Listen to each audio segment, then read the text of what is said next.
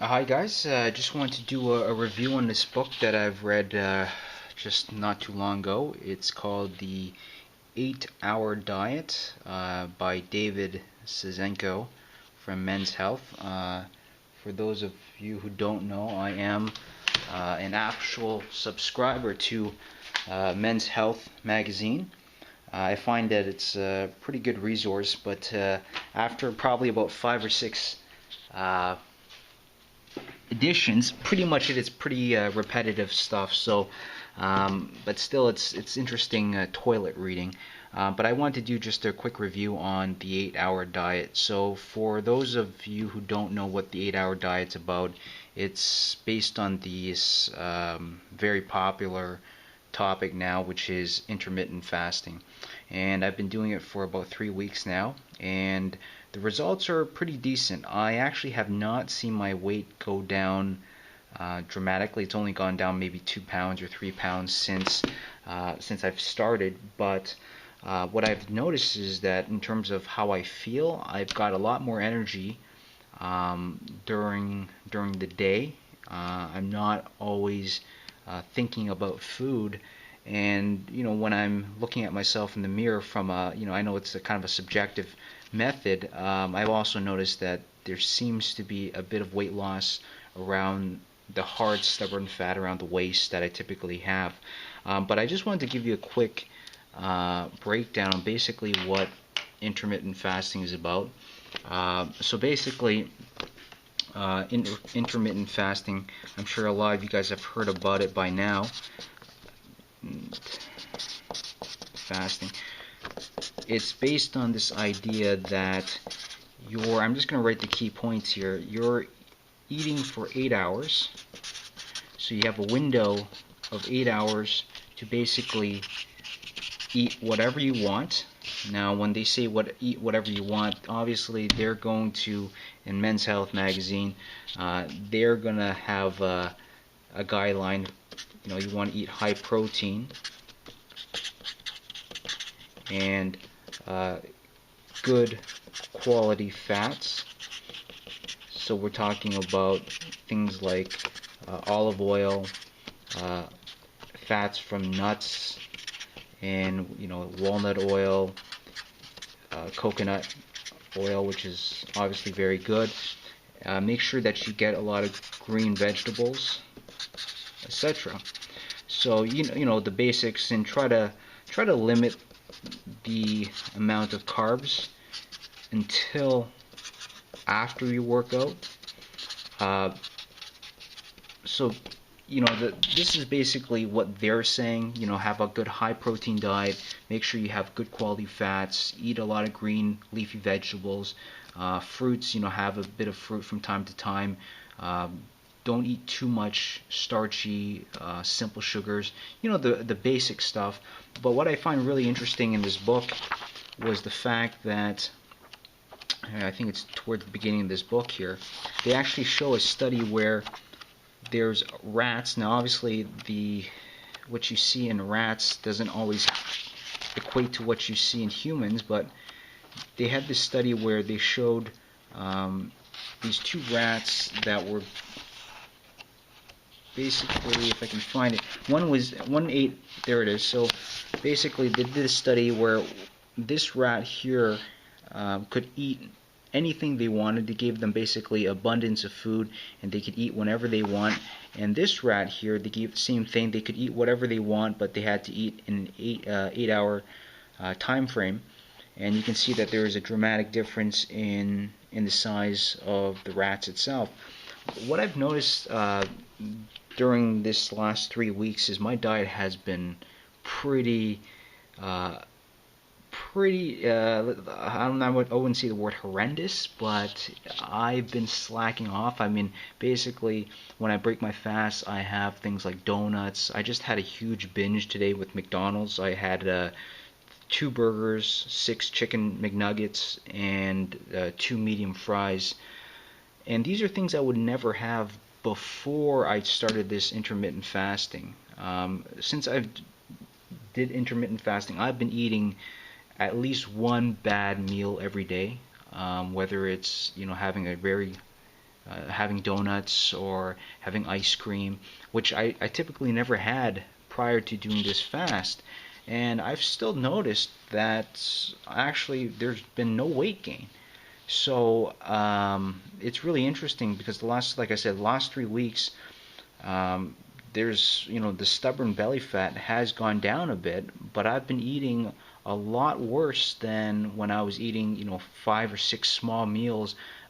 Be very stringent. I wouldn't, touch. I'd have one cheat meal a week, where I wouldn't have anything too bad, but still the fat around my stomach was much more prevalent than what it is now. So the other thing I say about this intermittent fasting is I don't know if it's just a body mechanism. Maybe it's the way for your body to say, hey, listen, you might be starving yourself. We need to get a lot of, fatty, high calorie, high dense foods. And, therefore you crave a lot of junk food. But I've noticed that I've been eating a lot more junk food the last 3 weeks. And still I haven't put on the pounds. So my diet has not gotten better. Actually, it's gotten worse since I started this. But in terms of effectiveness, I haven't seen I've got a body fat measure. It's not 100% accurate, but my body fat has remained constant, and it's even gone down a bit. My weight loss has gone down about 1 or 2 pounds. But the food I'm eating is not as healthy as I was eating when I was eating 5 or 6 meals. And but the weight loss the fat loss, the visible fat loss is a lot more prevalent. I feel more lean and more energetic throughout the day when I'm on the fast. So basically, this is the idea. You eat healthy, and then for 16 hours, you fast. You don't eat any calories. So you can, for instance, you can drink tea, you can have black coffee. The book advises you to drink a lot of water, a lot of non-caloric liquids, and that way it keeps your belly full, and you won't be as hungry. So that's the idea behind it. 8 hours you're eating, and literally, honestly, you can eat whatever you want. You don't have to eat that healthy, but I'm assuming most people that do this kind of fast, they are eating healthy. And then for 16 hours, basically, you don't eat anything. And for myself personally, my window typically, I start eating around 2 to 3 p.m. and then I stop usually around 8 to 9 p.m. Which gives me enough time. And the idea behind this is that they're saying that there's all sorts of benefits to intermittent fasting. So things like increased energy, increased awareness, and it brings up a really good point in this book, which says that we humans are like animals. Think of a tiger, think of a lion who is basically looking for its prey in the jungle. That was the analogy in the book. It's sharp, its mind is mentally aware because it's got to focus on hunting down its prey. Otherwise, it's going to starve to death. But think of an animal like a lion, like a tiger, who just ate their meal. They're lethargic, they're tired, they're sleepy. So what I've noticed is that there's been this huge myth. Actually, Men's Health started this. This is the ironic thing, is that this is actually from Men's Health weight loss guide, and as you can see here, they contradict themselves. Obviously, in this book, they're saying, "Hey, listen, our old way of thinking is not right." But they've been preaching this for a long time, which is, eat breakfast, but more importantly, everybody has been talking about this, which is, where is it? Eat 5 or 6 small meals a day, and that's the best way to keep your weight off. And it kind of, I can't see if I can find it there, but it's one of those things that it's kind of been ingrained into all of us here. But the honest truth is that if I can't find it, I'm just going to skip it. But let me see if we can find it.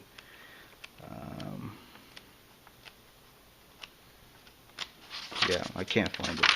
But basically, it just says, hey, listen, you gotta stop, keep eating constantly, and that fuels your metabolism. If you stop eating, your metabolism is going to slow down. You're going to get fat, etc., etc. And you've heard this all before. You've heard this story about people. If you stop eating for X amount of time, well, your metabolism is going to stop, and your metabolism is going to slow down, and it's going to start eating into your muscles. Well, actually, based on the research that they found in this book, it's not the case. What happens is, basically, we have something called glycogen stores in our body, which has somewhere between 2,000 to 2,500 calories. So what happens is when you do intermittent fasting, what you do is you actually, for those 16 hours, maybe the first couple hours, I'm not sure the exact numbers, but maybe for the first 8, 9, 10 hours, you eat into the glycogen stores that your body has in reserve. And after that, you start burning fat. Your body is very smart. It actually starts burning fat first, then burns muscles afterwards. And muscles don't start getting burned in your body until something like after stop eating for 24 to 36 hours. That's when it becomes a problem. But for most people out there, what they do is, they have a late meal, 8 p.m., they eat, and then first thing in the morning when they wake up at 6 a.m., they have their breakfast. Well, that's great and dandy, but maybe you haven't ate for 10 hours, and maybe you're at that point where you're just starting to deplete your glycogen stores, and the body says, hey, listen, we're starting to run out of glycogen, we've got to start burning fat. But at that point, at 6 a.m., you start eating food again. Well, once you start eating food again, you're filling up the glycogen, they're going to start burning off the food, and you're not really going to target that fat that's around your stomach.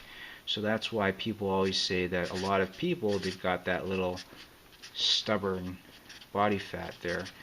And the reason is because we're eating constantly. But then the other benefits are all sorts there. In this book, they also say Alzheimer's. I don't know how to spell it properly. Alzheimer's, there's studies that show that people who don't eat as often, their Alzheimer's, things like Alzheimer's, Parkinson's is a lot less than people who tend to do fast.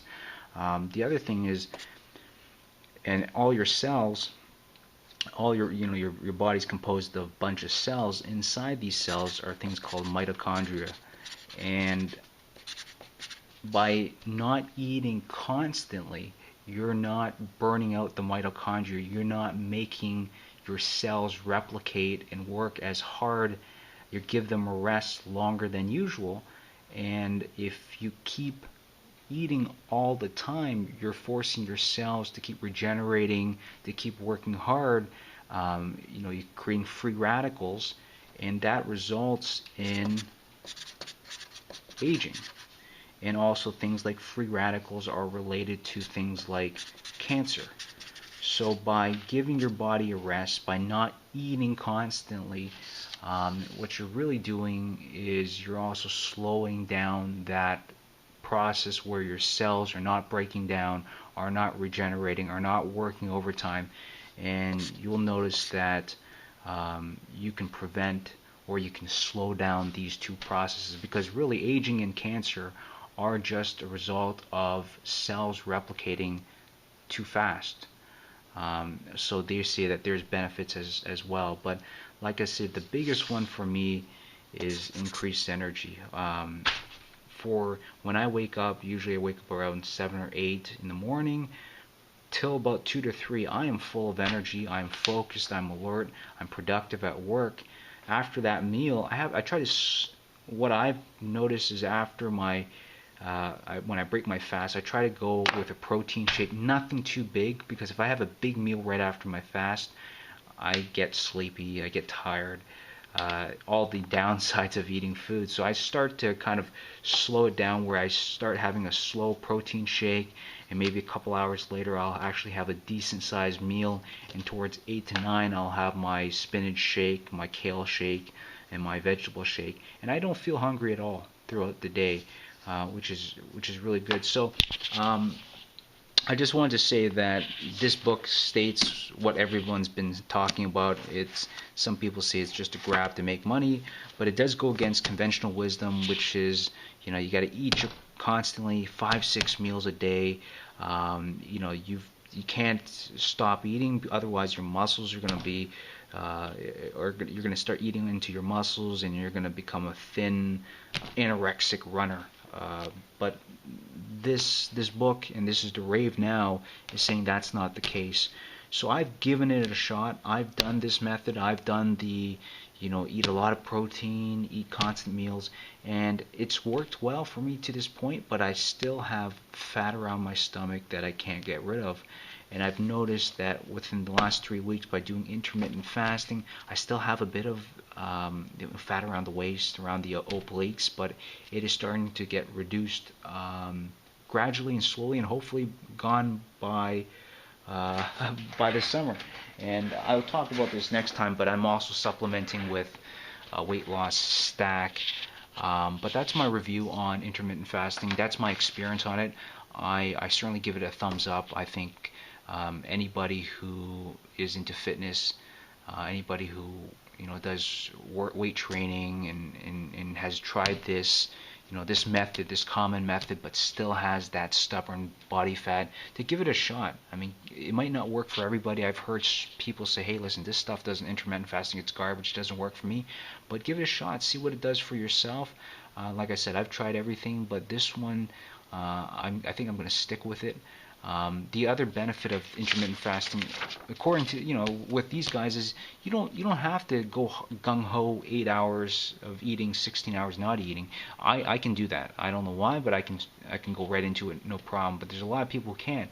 So what this book is saying also is, you can also, play around with the eating time window. You can, first week you can eat for 10 hours and fast for 14. Or you can, maybe after, you can also eat for 8 hours and not eat for 16 for 2 out of the 7 days in the week, and then gradually get to 3 or 4. Or you can, also do it in a fashion where you're doing it once a week, and then later on you add one more day every week or so. So there's a lot of variability. You don't have to go in there head first. You can gradually move it, intermittent fasting, into your lifestyle, so to speak. But try it out and see what it's like for yourself. And if it works, it's great. If it didn't, well, at least you tried it out, and you at least know now that you might have to look at something else. But that's my review on intermittent fasting on the 8-hour diet. I like the book. It's got some good analogies. There's some exercises towards the back of the book just to let you know, and also they have some pretty good meal examples in the middle of the book as well, which I haven't had time to try, but I'm sure they're very delicious. But this book really just is a layman's book in terms of why intermittent fasting works. For the first quarter of the book, it just talks about all the scientific studies behind intermittent fasting. Then the second half of the book is about the different types of meals that you can cook, and the third one is about these exercises that you can do. A lot of it is pretty lame, but it's okay for, I guess, beginners as well. But that's my review of the book, and I hope you found this informative. Talk to you guys later. Bye.